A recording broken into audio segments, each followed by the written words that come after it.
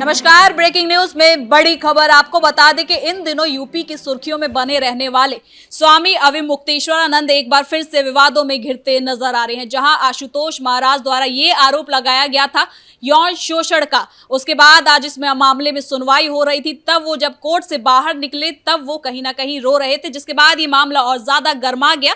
तो इसी मामले में ज्यादा अपडेट के साथ मेरे साथ मौजूद हैं कैपिटल टीवी के एग्जीक्यूटिव एडिटर राजीव सिंह जी। तो सर, क्या है ये पूरा मामला? जहां कोर्ट से बाहर निकले महाराज तो वो रो रहे थे।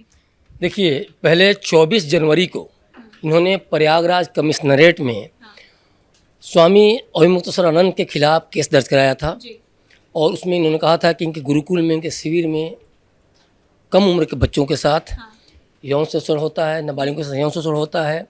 उसके बाद उन्होंने ये भी कहा है कि शिविर से संबंधित या गुरुकुल संबंधित काम कराए जाते हैं। तमाम तरह के आरोप लगाए थे। उसके बाद इन्होंने फिर 8 फरवरी को इन्होंने प्रयागराज के पॉक्सो कोर्ट में फिर से मामला दर्ज कराया। उसी की आज सुनवाई हुई और इसमें 2 बच्चों को, 2 नाबालिगों को, उनके जो शिष्य बताए जाते हैं आशुतोष महाराज के, इनको प्रस्तुत किया गया। Court room, POCSO court room है, उसको बाकायदे खाली करा के और दोनों बच्चों की सुनवाई हुई, बातें सुनी गई कि इनके साथ आखिर क्या किया गया, और दोनों पक्ष के वकील भी थे। और इसके बाद वीडियो रिकॉर्डिंग हुई। तमाम जो एहतियाती जो कदम होते हैं उसको बरतते हुए जज ने दोनों लोगों की बातें सुनी, दोनों बच्चों की बातें सुनी। और शाम 5 बजे, खबर ब्रेक करने तक अभी फैसला नहीं आया है, लेकिन 5 बजे फैसला आने की बात कही थी सुनवाई के बाद। तो कुछ देर के बाद ये तय हो जाएगा कि इस केस को डिसमिस करना है या फिर केस को दर्ज करना है, जैसा सबूत के साथ प्रूफ होता है। लेकिन ये पूरा मामला देखिए कहीं ना कहीं कनेक्टेड है। प्रयागराज में जब मौनी अमावस्या का स्नान था, जब वहाँ अविमुक्तेश्वरानंद जाते हैं और उसके बाद स्नान नहीं करते हैं, ये कह के कि हमें हमारी पालकी को नहीं जाने देगी। और पुलिस प्रशासन कहना था कि आप जिस रास्ते से जा रहे हैं वहाँ किसी की भी पालकी नहीं गई है। हर संत, हर शंकराचार्य जो भी आते हैं यहाँ उतरते हैं और जाके स्नान करते हैं त्रिवेणी पे। तो कृपया अव्यवस्था फैलने के चलते आप भी उतर के यहाँ जाइए। लेकिन उन्होंने कहा कि नहीं, मैं पालकी के साथ ही जाऊँगा, मैं पैदल नहीं जाऊँगा। और इसके बाद पुलिस और इनके बटुकों द्वारा, अविमुक्तेश्वरानंद जो बटुक हैं, जो शिष्य हैं, भगदड़ मचती है। भगदड़ मचने के बाद बवाल बढ़ता है और इसके बाद ये 11 दिन तक वहाँ धरना प्रदर्शन करते हैं। इसके बाद कई तरह का स्नान का, जैसे बसंत पंचमी की बात है, वहाँ भी स्नान नहीं करते हैं। बाद में 1-2 और भी मौके आए, वहाँ भी जाके स्नान नहीं करते हैं। तो ये पूरा का पूरा मामला ये है। और इसके बाद सीधे सीधे ये आरोप लगाया जाता है आशुतोष महाराज जो द्वारा, जो रामभद्राचार्य, जो जगत गुरु रामभद्राचार्य हैं, उनके ये शिष्य बताए जाते हैं। और ये देखिए, ये जो शिष्य है ये पहले अविमुक्तेश्वरानंद के भी शिष्य थे, तो ऐसे में ये आरोप कहीं ना कहीं और ज्यादा संगीन हो जाता है कि उनके द्वारा ही ये आरोप लगाया जा रहा है। इसमें 2 बच्चों का मतलब नाम बताया जा रहा है कि 2 बच्चों के साथ ऐसा हुआ है। देखिए, शिष्य हो या ना हो ये बहुत मैटर नहीं करता है। अगर बच्चों के साथ कुछ भी गलत हुआ होगा तो रियली ये बहुत ही संगीन आरोप है। और खासतौर पर संत समाज पर आरोप लगता है तो और भी ज़्यादा संगीन हो जाता है। और कहीं ना कहीं, अच्छा, इस मामले में अगर कोई गलत आरोप लगाता है तो मुझे लगता है कि उसके खिलाफ तो और भी ज़्यादा कड़ी सजा का को कहीं ना कहीं वो करनी चाहिए। कहीं ना कहीं वो एक तरह से संत परंपरा का, कहीं सनातनी संस्था को, सनातनी परंपरा को कहीं कहीं वो नष्ट कर रहा है। तो जो भी इसमें दोषी हो, इसमें कड़ी से कड़ी सजा होगी, इसमें कोई दो राय नहीं है। लेकिन सबसे बड़ी बात है कि मामला क्यों आया। ये मामला पहले भी आना चाहिए था अगर कुछ ऐसा था तो। या और सीधे सीधे जो गंगा स्नान को लेके सीधे सीधे उसके बाद ये आरोप लगाया, तो ये भी कहीं के सवालों घेरे में है। दूसरी बड़ी बात कि आप जब आपने देखा होगा कि अविमुक्तेश्वरानंद ने रामभद्राचार्य को लेके विकलांग वगैरह भी कहा था कि ऐसे लोग संत बनने के लायक नहीं हैं। तो यहाँ भी बड़ी इनकी किरकिरी हुई थी।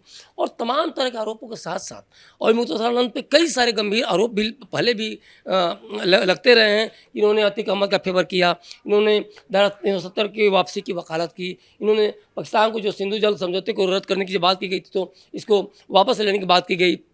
या फिर ये भी कहा गया कि NSUI, जो छात्र जीवन में NSUI से कहीं ना कहीं कनेक्टेड थे, जो कि कांग्रेस का एक तरह स्टूडेंट यूनियन है, और चुनाव भी लड़े। तो ये सब भी बातें कही गई।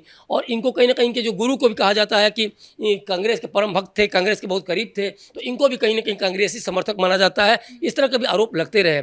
लेकिन बात इतनी तक नहीं है।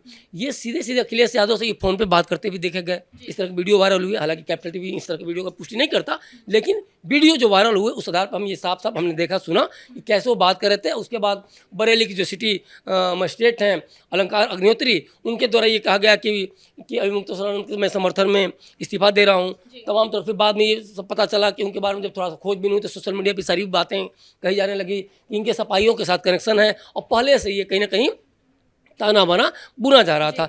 तो तमाम तरह जो आरोप है उसमें कहीं ना कहीं अभिमुक्तेश्वरानंद उलझते नजर आए। बात इतनी तक नहीं है, काशी में फिर अलंकार अग्निहोत्री पहुंचते हैं, अभिमुक्तेश्वरानंद से जाके मिलते हैं। उस दिन उनका मौन व्रत है तो कुछ लिख के वो कागज़ पे देते हैं, फिर उनको दूसरे दिन सुबह बुलाया जाता है।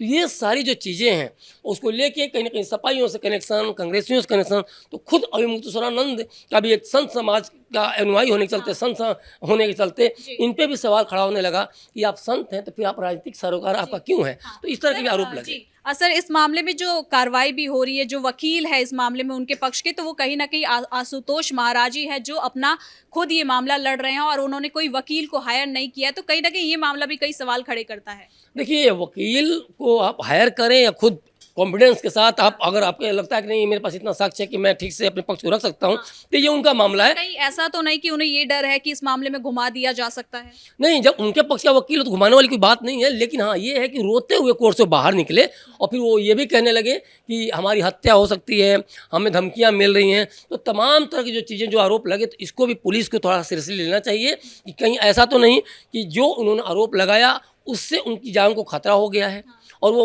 अगर खतरा है तो खतरा किससे है। तमाम तरह की बातें ये सब भी हैं, लेकिन ये सब जांच के बाद पता चलेगा। इसमें हम अभी ज़्यादा कुछ नहीं कहना चाहते। लेकिन सबसे बड़ी बात है कि आरोप ओवरऑल देखा जाए, अगर बच्चों को लेकर ये आरोप है तो बहुत ही ज़्यादा संगीन आरोप है, और इसमें कोर्ट तो अपना काम कर ही रहा है। आने वाले समय में या हो सकता है शाम तक, रात तक बहुत सारा कुछ निकल के भी आ जाए। लेकिन ओवरऑल देखिए, ये जो अदावत है ना, तो अदावत सीधे सीधे कुंभ की बात नहीं है। उसके पहले भी रामभद्राचार्य को लेके या फिर इनके अभिमुक्तेश्वरानंद के ताजपोशी को लेके, शंकराचार्य को लेकर काफ़ी विवादों में अभी भी मामला देखा जाए सुप्रीम कोर्ट में है, क्योंकि ये कहा जाता है कि शंकराचार्य है ही नहीं, इस तरह की बातें कही जाती हैं। तो ये तो सुप्रीम कोर्ट में मामला विचाराधीन है, तो ये तो इससे सीधे से क्लियर हो जाता है। लेकिन अब ये शंकराचार्य हैं नहीं हैं, या फिर ये भी कहा गया कि आप कैसे, आप अपने लेटर हेड पे शंकराचार्य उपाधि का इस्तेमाल कर रहे हैं, आप कैसे, आपको जो ज़मीन दी गई उस पर कैसे आपने जो शिविर बनाया उस पर कैसे शंकराचार्य आपने लिखा, तमाम तरह की बातें निकली। लेकिन इसमें बहुत सारी चीज़ें देखिए, इसमें कहीं ना कहीं राजनीतिक जो कहा जाए, जो उत्तर प्रदेश के 27 के चुनाव को लेके, तो वो भी कहीं ना कहीं इसमें एक एंगल बनता है। और सर, अभिमुक्तेश्वरानंद भी यही कह रहे हैं कि ये कहीं ना कहीं राजनीति से जुड़ा हुआ है, उन्हें फंसाया जा रहा है, और साथ ही वो ये कह रहे हैं कि ये मामला कहीं ना कहीं बनाया गया है और ऐसा कुछ नहीं है। देखिए, फंसाने की बात तब आएगी ना जब एक तरफा सुना जाएगा। जब कोर्ट की सुनवाई हो रही है, शासन प्रशासन, तो ऐसा नहीं समझना चाहिए कि शासन प्रशासन सिर्फ अभिमुक्तेश्वरानंद के खिलाफ है। शासन प्रशासन सबके लिए काम करता है। यहाँ योगी का कहना भी है कि सबका साथ सबका विकास, और इस चीज़ को देखिए, ऐसा नहीं है कि मुस्लिम हो या ब्राह्मण हो या राजपूत हो या दलित हो, उनके लिए अलग अलग प्रावधान है, ऐसा कुछ नहीं है। मुख्यमंत्री है तो उत्तर प्रदेश के मुख्यमंत्री हैं, किसी दलित के मुख्यमंत्री नहीं है, किसी ठाकुर के मुख्यमंत्री या किसी ब्राह्मण के मुख्यमंत्री नहीं है, वो संत समाज के भी मुख्यमंत्री हैं और दूसरे कास्ट के भी, दूसरे धर्मों के भी मुख्यमंत्री हैं। तो ये कहना गलत है, ये कहीं ना कहीं अपनी छटपटाहट को बता रहा है। दूसरी बात, एक बड़ी बात है कि सरकार भी अगर बार बार इस चीज़ को कि शंकराचार्य हैं नहीं है, तो ये सारी भी जांच कहीं ना कहीं निकल के जब आएगा तो दूध का दूध पानी पानी होगा। और इसमें आप, अगर आपको लगता है कि कुछ गलत हो रहा है तो आप कोर्ट में जाइए, कोर्ट का दरवाज़ा खुला है उसके लिए। लेकिन ये कहना सीधे सीधे कि नहीं उनको राजनीति की तरफ फंसाया जा रहा है, तो राजनीति तो साफ साफ इसमें दिखाई दी अलंकार अग्निहोत्री की, राजनीति तो अखिलेश यादव को दिखाई दी, या फिर जो अन्य नेता हैं उनकी दिखाई दी। देखिए, बहुत दिनों से सारा कुछ चल रहा है।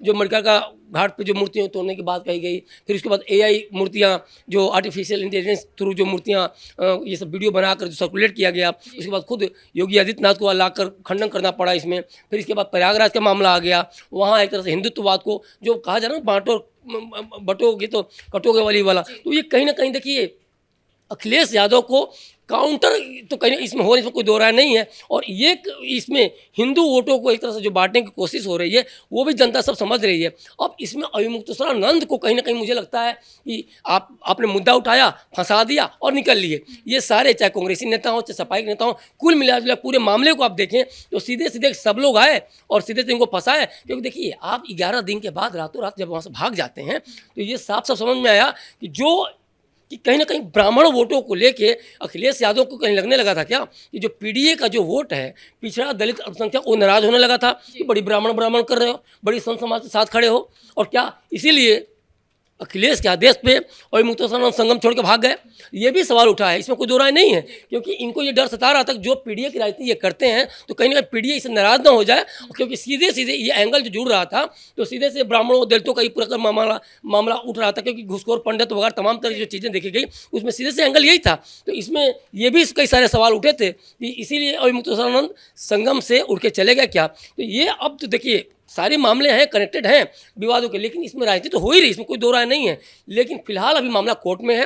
अब कोर्ट फैसला करेगा कि इसमें कौन दोषी है कौन निर्दोष है। और इसके बाद अगर कोई दोषी होता है तो जितना संगीन ये मामला है, धारा भी उतना ही संगीन होगा और सजा भी उतनी ही कड़ी होगी। ये इसमें भी कोई दो राय नहीं है। तो देखिए शामों शाम तक क्या निकल के आता है, कौन बचता है और कौन फंसता है। जी बहुत बहुत धन्यवाद सर इन तमाम जानकारी के लिए। तो कुल मिलाकर अविमुक्तेश्वरानंद एक बार फिर से विवादित मामले में फंसते जा रहे हैं। आशुतोष महाराज ने यह आरोप लगाया था कि यौन उत्पीड़न किया है उनके द्वारा, उनके आश्रम में ऐसा चल रहा है, जिसके बाद आज इस मामले की सुनवाई हुई है। ब्रेकिंग न्यूज में इतना ही। कैमरा पर्सन कुणाल के साथ मैं सृष्टि शाह।